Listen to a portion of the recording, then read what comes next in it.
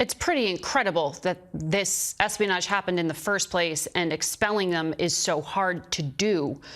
I want to also ask you about another Chinese question, and that has to do with TikTok, because the attorney for the company said they will go dark next Sunday unless the Supreme Court intervenes and stops this national security law from taking effect or delays it, as Mr. Trump has asked the court to do.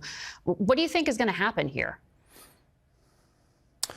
Well, based on the oral argument in the case 2 days ago, it looks like the Supreme Court, I mean, I don't really want to speculate, but it does look like they're going to uphold the law that we passed. So I think on the 19th, so one day before the inauguration, you know, TikTok on our systems, on our servers, becomes something that's now been banned by Congress.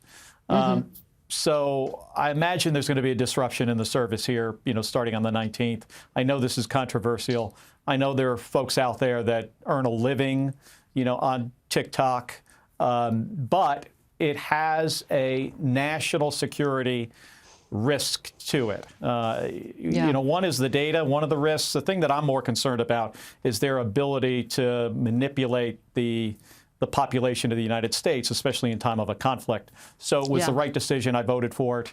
And it looks like the Supreme Court is going to uphold the legislation that we passed. We'll track that story. I want to follow up on something Senator Barrasso brought up, which was the Laken-Riley Act.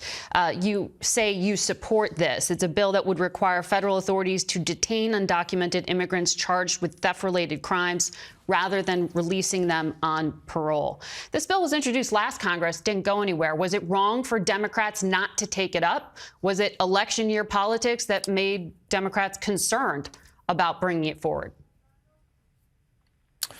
Well, in the last year, we've been working with Republicans on bipartisan border security legislation with the hope of getting that passed and then moving on to comprehensive immigration reform. I think we could do that. I think there's a lot of, you know, there's an effort. I think that's going to continue.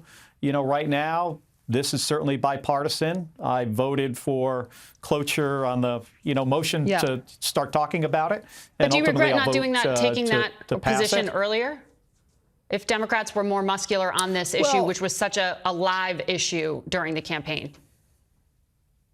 Well, I mean, the Laken-Riley Act is very specific. I mean, it does one specific thing. We were working on something that was much more comprehensive, money for Border Patrol agents and hiring and infrastructure, policy changes. And policy changes, you know, you really have to do in a bipartisan way. We can't do that through the reconciliation process you were talking about. So there is, you know, I think there's going to be an effort ongoing. This is bipartisan.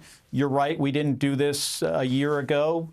You know, maybe we should have, but we were working on bipartisan border security legislation. We weren't able to get that across the finish line. I hope we can do that in this Congress.